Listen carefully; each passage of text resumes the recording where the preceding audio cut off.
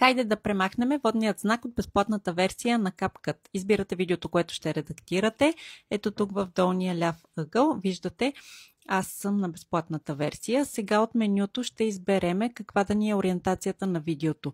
Ето тук в случая избирам хоризонтална 16 към 9. И запазвам видеото и след това отивам в галерията, за да го редактирам.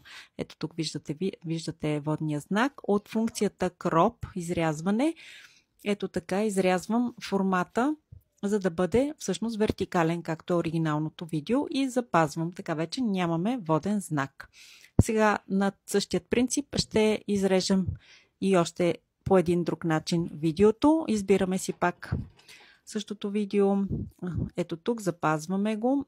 Това, къде да ви се появява този воден знак, може ето този бутон отгоре да го контролирате, дали да бъде в горен, десен, ляв ъгъл, от ляво или от дясно. Ето тук показвам. Сега запазваме видеото, отиваме отново в галерия на снимките, от редакция, Edit.